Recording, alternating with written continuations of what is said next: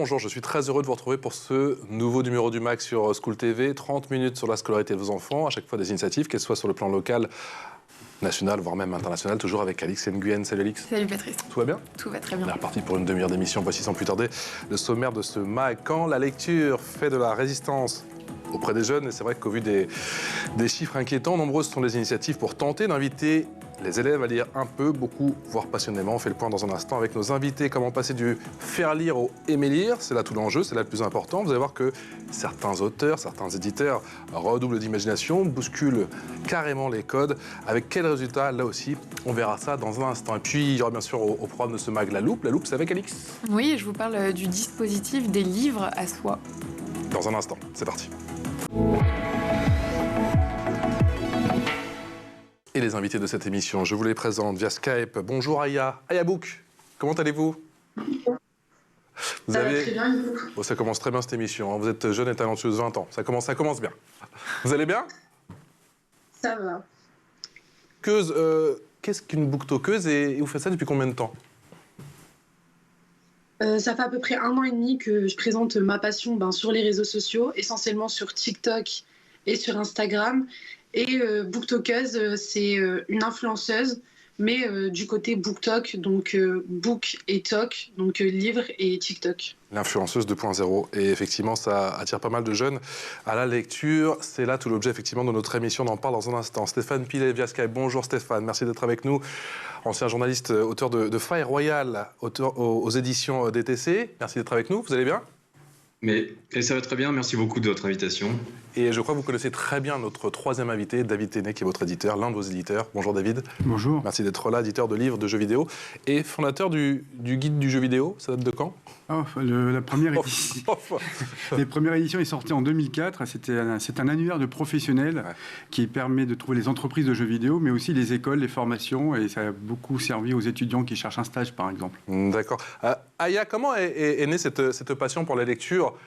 Tout d'abord, comment est née cette passion et surtout, quand vous avez eu envie de la transmettre? J'ai toujours lu depuis toute petite. C'est ma maman qui m'a donné le goût de la lecture. Donc je lisais un petit peu, mais pas autant que maintenant. Et à la période du confinement, j'ai repris la lecture et j'ai découvert la romance. Et ça fait du coup à peu près 1 an et demi que je la présente sur les réseaux sociaux.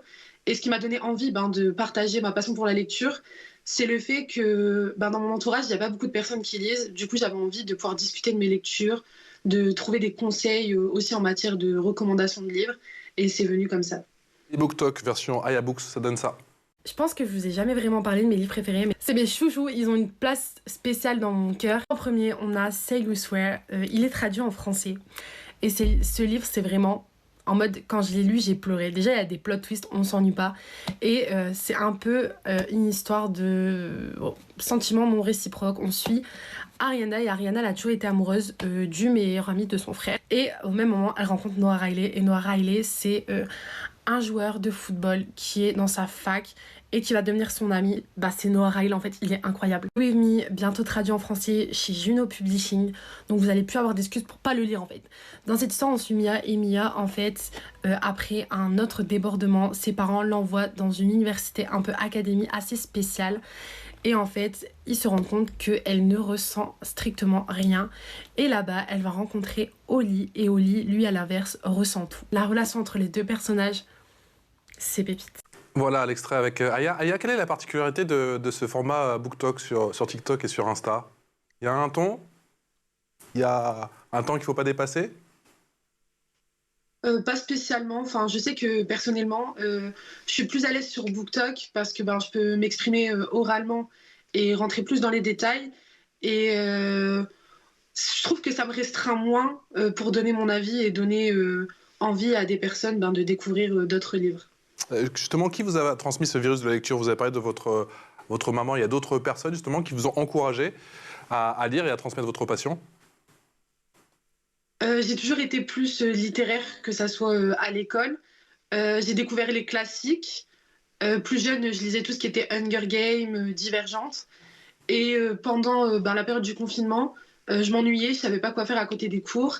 Et du coup, j'ai commencé à lire de la romance par hasard. J'ai acheté un livre et j'ai direct accroché à ce type de lecture. Et depuis, j'en lis continuellement. Et l'année dernière, j'ai du coup décidé de partager ma passion pour trouver des personnes qui aiment la lecture autant que moi. David Tesnet, vous qui êtes éditeur, quel est votre sentiment justement sur ce mouvement? Ça fait partie intégrante effectivement du paysage littéraire aujourd'hui, c'est chroniqueurs, chroniqueuses littéraires 2.0 au final? Ah oui, je trouve ça très bien. En fait, pour moi, c'est la suite des booktubers, voilà. Parce qu'en fait, ça a commencé avec les booktubers, qui étaient des personnes qui lisaient des livres beaucoup, qui faisaient partager leur passion sur YouTube. Ça a suivi sur Instagram et maintenant sur TikTok. Et la différence, c'est que TikTok pousse énormément les livres en ayant créé le hashtag BookTok. Et donc, ça crée tout un ensemble de personnes qui promeuvent les livres. Et je trouve ça plutôt très bien, puisque en fait, ça permet de toucher les jeunes là où ils se trouvent. Quel est votre sentiment, Stéphane, justement, sur ce mouvement BookTok? Mais écoutez, moi je pense qu'à partir du moment où on utilise un média pour parler de la lecture, pour parler des livres, tout est bon à prendre. C'est sûr qu'aujourd'hui, TikTok et les réseaux sociaux en général, ça prend une place énorme chez tout le monde, pas que les jeunes d'ailleurs, mais ça prend une grosse place chez les jeunes. Donc si c'est un moyen de pouvoir leur faire les amener à la lecture, c'est parfait, quoi. David, il existe des BookTok consacrés au gaming? Alors, il y a plutôt un hashtag gaming. Et le BookTok, effectivement, il n'y a pas vraiment pour l'instant de passerelle entre les deux. Et pour avoir approché, alors c'est beaucoup de booktokeuses plutôt que de booktokers. Les garçons ne sont pas très lecteurs, en tout cas ils ne le manifestent pas sur TikTok. Et donc la passerelle avec le jeu vidéo n'est pas encore évidente. Vous êtes sur TikTok? Alors j'ai un compte, mais je m'en sers très peu. J'ai juste annoncé Faille Royale. Mais bon voilà, je ne suis pas non plus forcément dans la cible. Mais ce que je voulais dire, c'est que les booktokeuses que j'ai approchées sont un peu, pour l'instant, peu sensibles aux romans de jeux vidéo. Donc, je compte bien qu'avec le temps, les choses changent. Aya, est-ce qu'il y a un profil type concernant votre communauté? Vous savez qui vous suit? C'est en général des jeunes, en dessous de 25 ans. Des personnes qui aiment la romance, parce que je recommande majoritairement ce genre littéraire. Et en général, c'est des lycéens ou des étudiants. Et vous savez s'il y a une majorité de jeunes femmes ou il y a aussi des garçons? Il y a une majorité de jeunes femmes, mais il y a quand même une partie de garçons qui s'intéressent aussi à la lecture. Pour vous, c'est un métier à part entière d'être booktokeuse aujourd'hui? Dans mon cas, pas du tout, parce que je suis étudiante à côté. C'est plus une passion, mais je sais que pour certains, c'est aussi leur profession. J'imagine, vous êtes étudiante à côté, mais j'imagine que vous avez de moins en moins de temps parce que j'ai quand même le sentiment que c'est assez chronophage, non? Il faut ingérer tous les ouvrages que vous recevez, j'imagine, de pas mal d'éditeurs. Ça prend énormément de temps sur mon emploi du temps d'étudiante parce que du coup, je travaille et en même temps, je fais mes études et à côté, il y a BookTok. Mais je mets toujours la limite pour pas que ça dépasse sur mes études, par exemple sur mes révisions ou même sur mon travail. Et du coup, pour l'instant, ça va, j'arrive à gérer. Alex. Et Aya, vous faites des études en rapport avec ça? Je fais des études de communication. Stéphane, quel est votre sentiment justement? Comment amener tous ces jeunes à la lecture? On entend souvent dire que les jeunes à la lecture, les jeunes sont fâchés avec la lecture. On voit les chiffres sont pour le moins inquiétants. Un jeune sur 5 ne lit pas ou plus du tout. Quel est votre remède? Est-ce que vous avez trouvé, vous, la formule justement pour les amener à la lecture? Moi, j'ai pas trouvé de formule, mais après, moi, je connais pas les chiffres, mais depuis 2015, je publie régulièrement des livres guides autour du jeu vidéo, et c'est des livres qui fonctionnent bien, et j'ai beaucoup de retours sur le fait que ça amène justement des jeunes à la lecture. Alors la plupart de mes livres sont beaucoup autour de l'univers de Minecraft, donc on est vraiment sur une cible assez jeune, on va dire à partir de 9 ans, 9-15 ans, quoi. Mais voilà, c'est plutôt pré-ado, et j'ai le sentiment que depuis quand même 2015, je continue d'écrire ces livres, donc s'ils sont publiés, c'est qu'ils sont vendus. C'est pas toujours facile, mais en tout cas ils existent. Alors après, l'autre question, c'est peut-être par rapport au roman où c'est un autre style de lecture et d'implication pour le lecteur. Donc là, c'est peut-être un petit peu compliqué. Et bon, Faille Royale, c'est mon premier roman, donc c'est aussi c'est un test. Je ne sais pas du tout comment il va être perçu et est-ce que justement les jeunes comment les jeunes adolescents vont s'emparer du livre. Tenay, Fire Royale s'inspire de l'univers de Fortnite. En quoi cet univers est puissant, impactant pour tout un pan de notre jeunesse? Disons qu'il y a énormément de jeunes qui jouent à ce jeu, qu'on l'aime ou qu'on l'aime pas, nous en tant qu'adultes ou parents. Et l'idée, c'était de leur dire, mais écoutez, vous allez retrouver l'univers que vous aimez dans une histoire complètement imaginée par Stéphane, et qui va en fait, sans vraiment leur dire, qui va leur faire lâcher l'écran, le clavier, la souris pendant quelques temps. C'est pour ça que le livre est pour l'instant uniquement en papier et pas en numérique. Et donc, quand ils retrouvent les univers, les villes, les lieux, et Stéphane imaginait une véritable histoire d'aventure, un vrai roman d'aventure avec du suspense, etc. Donc voilà, ça peut plaire aussi à des gens qui n'ont pas joué à Fortnite. Quels sont les ingrédients justement pour attirer ces jeunes à la lecture? Il y a l'univers du gaming, on l'a bien compris, mais pas seulement. Il y a plusieurs éléments. En fait, moi, quand j'ai travaillé sur ce livre, mon objectif principal, c'était de replonger des lecteurs qui ont joué au jeu dans leur univers, et également pour les gens qui n'ont pas joué et qui ne connaissent pas l'univers, de leur montrer ce qu'on ressent quand on découvre un jeu vidéo la première fois. Et un jeu vidéo comme Fortnite, c'est assez intéressant parce que c'est un des rares jeux vidéo où le décor change, je dirais pas toutes les semaines, mais régulièrement. Et c'est assez rare dans un jeu vidéo, ce qui fait qu'il y a un côté comme ça, un petit peu série. On ne joue pas pendant une semaine, on va peut-être rater quelque chose. Donc en termes de rétention de joueurs par rapport à l'éditeur, Epic Games, c'est quelque chose d'énorme, puisqu'ils ont été capables de créer un univers où on donne envie aux gens de rester et de venir pour voir s'il s'est passé des choses nouvelles. Et dans le roman, j'ai voulu intégrer ça, faire ressentir ces sensations-là. C'était vraiment le truc essentiel, et que ça parle autant à des gens qui ne connaissent pas le jeu qu'à des gens qui connaissent le jeu. Pour les joueurs, c'était de leur remettre en perspective l'univers, et pour les gens qui connaissent pas, c'était de leur faire ressentir ce que, par exemple, je sais pas moi, si un parent lit le livre, pour ressentir ce que son enfant a pu imaginer en jouant au jeu, David Tenay, on peut reproduire les mêmes émotions, procurer les mêmes émotions que version lecture en gaming, en jouant? Disons qu'elles sont un peu différentes, mais disons que pour celui qui a joué au jeu et qui retrouve... C'est comme quand vous voyez un film tiré d'un jeu vidéo, que vous avez bien aimé le jeu, notamment Super Mario Bros, qui a très bien marché quand il est sorti l'année dernière. Pour celui qui est joueur, celui qui n'est pas joueur va avoir beaucoup de plaisir, mais celui qui est joueur va retrouver des codes qui lui parlent parce que ça lui rappelle son enfance. Ou ça peut être pareil avec le film Ready Player One, qui est un livre aussi, et où il y a plein de codes qu'on ne comprend pas forcément, mais qu'on comprend si on a joué à certains de ces jeux. Donc oui, il y a des émotions qui sont générées, mais j'ai envie de dire, c'est complémentaire aussi quand même. Mais est-ce qu'il y a une façon spécifique d'écrire quand on s'adresse à un public attiré par les jeux vidéo, en termes d'écriture pure? Disons que ce qui s'est passé, c'est que Stéphane qui faisait des guides pratiques et moi qui voulais absolument éditer des romans, c'est le troisième. J'en ai publié 2 autres il y a quelques années, un autour de Fortnite, Bataille Royale, et un autour de Minecraft Obsidia. Il s'avère que l'idée, c'était que Stéphane invente une histoire captivante. Et mon souci à moi, c'était que le texte ensuite soit d'une fluidité telle que, pour que n'importe quel thème, qu'on puisse être irréprochable vis-à-vis de l'adulte, du parent, de l'enseignant, puisque le jeu vidéo est toujours encore, malheureusement, en 2024, un peu vu du mauvais côté par certains, on va dire, intellectuels. Et donc, il n'y a pas eu vraiment de consigne, si ce n'est que le texte devait couler de source du début à la fin. Et donc, il y a un énorme travail qui a été fait avec Stéphane sur son texte pour le rendre captivant, selon moi. Aya, on a bien compris, le gaming a ses codes, ses héros, autant d'histoires à raconter sur papier. C'est un peu la même chose pour la romance? Je dirais oui et non, parce que du coup, la romance, c'est pas, ça part pas par exemple, de jeux vidéo, mais... Intrigue, j'imagine, tu vois des personnages qui sont développés.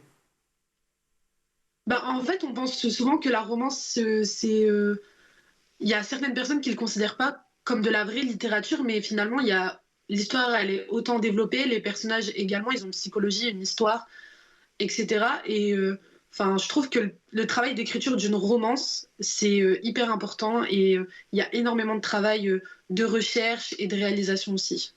Alex. Et Aya, est-ce que tu penses que le BookTok, c'est aussi une façon de démocratiser un certain genre, justement, ou de donner de la visibilité à une diversité de livres, de thématiques plus grandes que chez les critiques littéraires traditionnelles qu'on trouve dans la presse, par exemple? Ce qui est bien avec BookTok, c'est que du coup, il y a plusieurs parties qui se découpent. Donc, par exemple, il y a une partie thriller, il y a une partie polar, il y a une partie romance, dark romance, young adulte. Et du coup, tout le monde peut trouver le type de lecture qui lui correspond. Et ça permet de démocratiser la lecture. Je sais que, par exemple, moi, avant, lire, j'aimais bien, mais c'était pas non plus une passion. Et quand j'ai découvert le type de livre qui me plaisait réellement, là, j'ai réellement pris goût à la lecture et c'était plus quelque chose qui m'embêtait, comme lire les livres de cours, etc. David, t'es né quel avenir pour la lecture et plus particulièrement pour les jeunes lecteurs? Est-ce qu'on va lire plus dans le monde virtuel que dans le monde réel? Ça nous pend au nez ou pas? C'est difficile de prévoir. Le point, c'est qu'aujourd'hui, les enfants sont nés avec les écrans. Moi, personnellement, j'ai encore beaucoup de mal à lire sur un écran et j'en prends pas de plaisir. Voilà. Ouais. Mais voilà, on n'est pas la même génération. Il faudrait voir avec le temps. Mais je pense que tant qu'on fera des histoires originales, Aya a raison, hein, en romance, tout ce qui peut plaire à quelqu'un. Il y a par exemple des parents qui commencent à faire lire leurs enfants avec des mangas et qui ensuite les amènent à d'autres livres.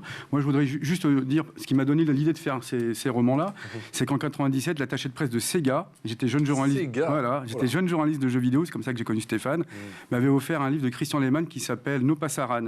Et c'est l'histoire de 3 gamins qui achètent une disquette à Londres, une disquette, hein, vous voyez. Ouais. Et là, je me dis... 3 pouces et demi je crois, 3 pouces et demi. Ah, et puis, qu'ils la mettent dans l'ordinateur, il leur arrive quelque chose. Je me dis, mais c'est génial, ça serait bien de faire des romans comme ça. Donc, vous voyez, j'avais ça dans la tête. Déjà. Et mon fils, à l'âge de 10 ans, sa lecture a été déclenché grâce au Roi Arthur, écrit par Michael Morpurgo, et le Roi Arthur quand il avait 10 ans. Et là, mon fils est pris pour le Roi Arthur.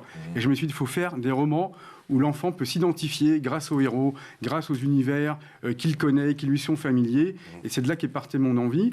Je dois avouer que ce n'est pas les meilleures ventes par rapport à des guides pratiques, mais pour moi, c'est beaucoup plus gratifiant, surtout quand un parent me dit grâce à vous, mon enfant s'est mis à lire ou à relire. C'est aussi beaucoup plus dur à mesurer, j'imagine, l'impact, puisque c'est sur chaque enfant et c'est dur de savoir si dans chaque famille, tel ou tel enfant a eu le goût de la lecture grâce à l'un de vos romans, effectivement. C'est vrai, mais c'est tout ou rien. C'est-à-dire que soit c'est dithyrambique, soit il n'y a pas de retour. Alix.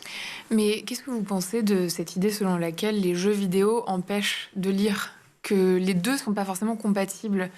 Alors j'ai envie de dire, c'est pour tous les loisirs. En fait, il ne faut pas d'excès, c'est comme pour tout. C'est-à-dire trop de jeux vidéo, ou trop de sport, ou trop de télé, ou trop de cinéma. Donc c'est toujours pareil, c'est la variété. Et pour moi, c'est le rôle des parents. Alors on va revenir à un thème ancestral. Et vous, en tant que gamer hardcore, j'imagine, comment vous gérez ça avec votre fils? Alors j'ai été hardcore, je ne suis plus depuis longtemps, puisqu'en plus j'enseigne l'histoire du jeu vidéo, donc je suis plus rétro gaming. Et ben mon fils, je ne l'ai pas trop fait jouer aux jeux vidéo. C'est bien qu'après un moment où il a voulu être game designer et que j'en ai un peu découragé, il a été intéressé par le cinéma et aujourd'hui il fait du stand-up, vous voyez, donc rien à voir. D'accord. Et ce que je veux juste dire, c'est toutes ces, comment dire, c'est le rôle des parents, pas d'obliger, mais d'inciter leurs enfants à avoir plusieurs activités diversifiées. Combien d'enfants commencent avec un sport, puis changent de sport, puis jusqu'à ce qu'ils trouvent celui qui leur plaît. Mais donc vous êtes d'accord avec l'idée que de trop jouer, ça peut être aliénant à un certain... Si on ne fait que jouer. Pas forcément trop jouer, mais que jouer. Le fait de n'avoir que... D'ailleurs, dans les écoles, quand on recrute des étudiants, s'ils sont monomaniaques sur un seul jeu ou un seul type de jeu, ils ne sont pas recrutés en général. Il faut une diversité, il faut une variété, il faut des activités physiques, il faut de tout. Voilà. Stéphane Pilet, est-ce que le gaming, au final c'est la parfaite porte d'entrée pour tous ces jeunes qui, moi j'en connais certains, je pense à mon petit-neveu qui passe ses nuits à jouer en réseau. Les parents sont terrifiés, ils disent mais c'est pas le problème, il est intelligent, hein, mais il ne lit rien. Vos livres peuvent changer la donne?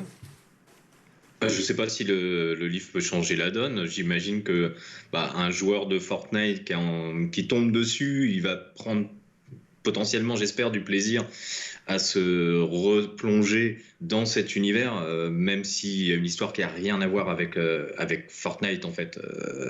À la base, l'histoire est très loin de tout ça. Mais... je ne sais pas exactement où vous voulez en venir avec votre question, en fait. Est-ce que quoi, c'est... Ouais. En fait, pour des jeunes qui passent une partie de leur journée est essentiellement la nuit jusqu'à 4-5 heures et qui se réveillent, je l'ai vu parfois à 10 heures du matin, et qui se remettent à jouer, est-ce que justement les ouvrages que vous avez réalisés, qui s'appuient sur les univers de Minecraft ou encore de Fortnite, peuvent les sortir de là, ou c'est une manière quand même un peu détournée de rester dans cet univers et que c'est contre-productif? Par rapport à ça, je pense que moi, je me souviens quand j'étais enfant et que j'ai connu le jeu vidéo assez tôt dans ma vie, mais d'autres choses, hein, comme j'ai connu le jeu de rôle aussi assez tôt. J'aimais bien me replonger dans l'univers des jeux auxquels je jouais, que ce soit du jeu de rôle ou du jeu vidéo, à travers des livres. En fait. Donc je pense qu'à un moment donné, quand on est jeune et très très passionné par un jeu vidéo, avoir à côté de la lecture en lien avec ça, c'est pas quelque chose de nocif.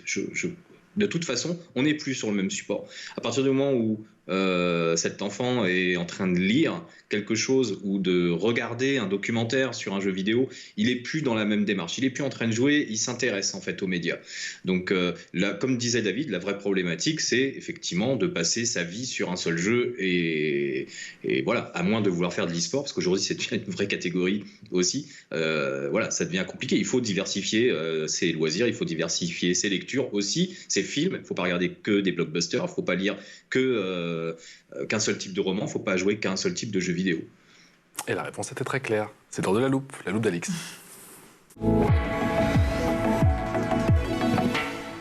Alix, tu nous parles aujourd'hui d'un dispositif qui s'appelle Des livres à soi.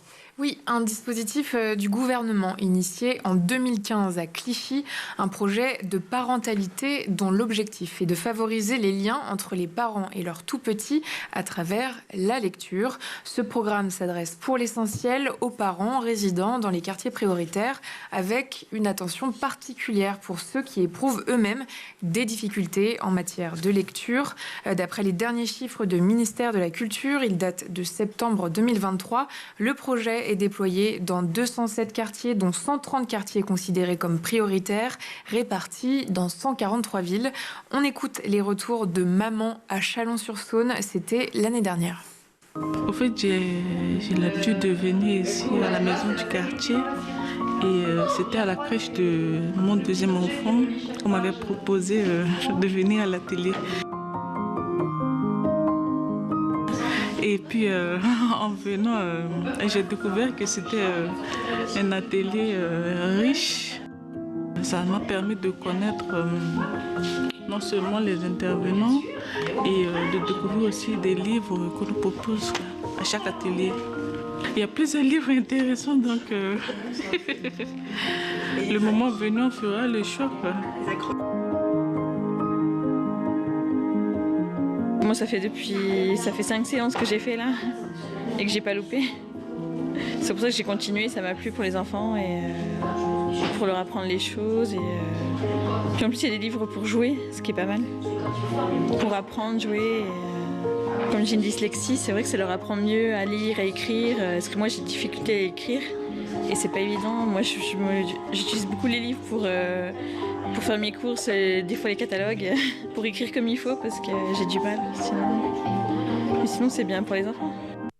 Et comme on peut le voir dans la vidéo, dans ces ateliers parents, la place de l'image est essentielle. Ils débutent donc par ce qu'on appelle la lecture par l'image.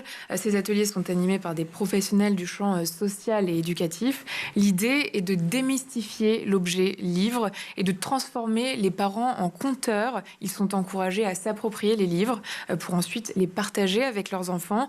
Au sortir de chaque atelier, le parent repart avec un ouvrage pour le lire en famille. Aya, est-ce que tu penses que tu peux faire de ta passion un métier ?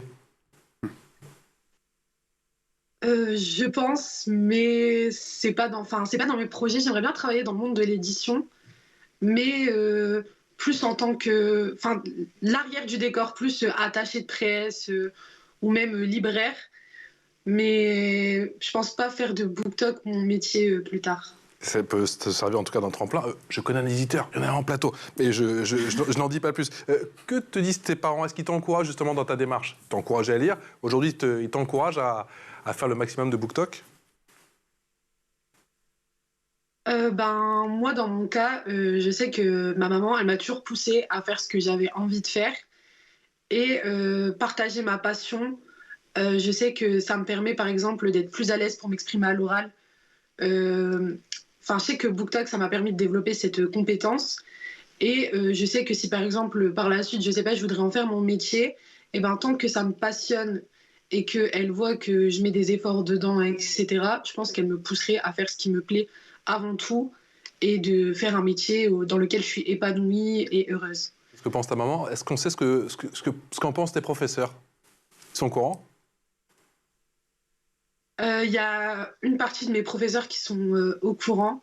Après, j'en parle pas particulièrement quand je suis dans le milieu scolaire, mais je sais qu'il y a par exemple certains de mes professeurs qui me suivent sur les réseaux sociaux et qui suivent du coup mes conseils lecture, etc. Justement, ça donne lieu à des discussions? Étonnamment, oui. Enfin, je sais que j'ai déjà demandé des conseils lecture à mes professeurs parce que j'aime lire de la romance, mais j'aime aussi lire des classiques. Et du coup, comme ça, je sais que par exemple, il y a une de mes professeurs qui m'a conseillé un livre que je suis actuellement en train de lire. Et je sais que quand je l'aurai fini, je vais lui faire un retour pour dire ce que j'en ai pensé, etc. David Téné, Firewall, je le représente bien sûr aux éditions DTC, c'est chez vous. Il y a aussi cet ouvrage qui avait été, je me souviens plus de, je suis désolé Stéphane, du titre de l'œuvre qui s'est inspiré de Minecraft. Ah, le roman? Oui, le roman. Obsidia. Mais alors malheureusement, Obsidia. Bataille Royale et Obsidia ne sont plus disponibles. Je sais bien. Trop anciens. Je sais bien, trop ancien. Quels sont on peut déjà parler des futurs projets et quels univers vont tous les deux vous inspirer? On a parlé de Minecraft, on a parlé de Fortnite. Alors c'est vrai qu'on se sert de jeux existants parce que c'est vraiment un tremplin, un levier. J'ai en projet des romans originaux, sur des jeux originaux, mais c'est beaucoup plus difficile à toucher une population dont on n'a pas parlé, qui sont les libraires. Parce qu'aujourd'hui, les libraires... Ils sont réticents? Ah oui, ils sont très réticents parce qu'ils considèrent... C'est dur de se faire référencer? Non, parce que j'ai un diffuseur qui s'appelle Erol, qui est assez connu, et un distributeur qui est une filiale de Gallimard. Non, le souci, c'est que les libraires eux-mêmes, qui vont commander les livres pour les exposer, regardent ça d'un mauvais œil parce qu'ils considèrent que ça peut pas être de la littérature. En premier conseiller, quand tu pousses effectivement à la porte d'une librairie, et tu dis, je sais pas quoi acheter à mon fils. Ils pensent que c'est pas de la littérature. Donc il faut les convaincre un à un. C'est un travail difficile. Et étonnamment, c'est des endroits que je n'imaginais pas. Pour les plus puristes, c'est qu'ils considèrent. Je leur explique que c'est très bien écrit, voire encore mieux que certains livres que j'ai pu lire qui ne sont pas forcément bien corrigés. Nous, on fait un travail, comme je vous le disais, vraiment pointu. D'abord, on a une très grande connaissance du sujet dont on parle, qui est le jeu. Et ensuite, en termes d'écriture, on a été journaliste. Moi, j'ai corrigé beaucoup de gens en tant qu'enseignant, professeur.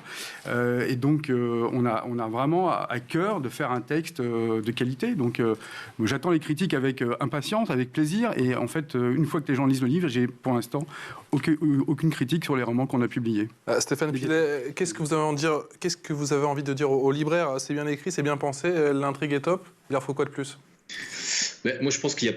En fait, j'ai envie de dire, il n'y a pas de mauvaise littérature, il n'y a que des mauvaises histoires. Il y a quelques années, enfin, il y a un petit paquet d'années maintenant, quand Stephen King a commencé à publier ses romans, il n'a pas été très bien accueilli, en général, par la presse. Ça a mis du temps avant que ce soit de la littérature considérée. Aujourd'hui, Stephen King fait partie des classiques. Il y a 20 ans, 25 ans, c'était pas le cas, quoi. Par rapport au livre que j'ai écrit, je pense que je suis le plus mal placé pour en parler, quoi. Moi, je pense avoir écrit une histoire qui est intéressante, qui est palpitante. J'aime bien les personnages que j'ai écrits. Ça se passe pas que dans l'univers du jeu vidéo, ça se passe aussi sur notre planète. Enfin, d'ailleurs, à aucun moment dans le livre je cite le nom du jeu Fortnite. Pour moi, c'est une vraie histoire qui se déroule sur Terre. C'est une enquête et voilà, on plonge dedans, on plonge pas. Et puis ceux qui connaissent le jeu, je pense qu'ils prendront du plaisir. Mais j'espère que ceux qui connaissent pas prendront aussi. Firewall chez DTC, édité chez DTC. Un grand merci à tous les trois. Merci Stéphane Pilet, donc auteur de ce magnifique roman. David Téné, merci d'avoir... Merci, je peux préciser que sur guide-du-jeu-vidéo.com, on peut le trouver en direct et puis sinon en librairie. Et si votre libraire n'en a pas, n'hésitez pas à leur demander de le commander. Vous nous appelez, on vous donne le numéro de téléphone de David. Ça va être en beauté toutes les 30 secondes. Un grand merci à Aya pour nous avoir expliqué effectivement ce qu'était le BookTok. Et encore bravo pour toutes vos chroniques, vos succès et continuez bien sûr de conseiller tout ce petit monde, à commencer par vos profs. On vous dit à très bientôt. Merci à tous les trois. Un grand merci à Alix. Alix Nguyen, que je retrouve demain pour un nouveau numéro du MAG sur School TV. Excellente journée en notre compagnie.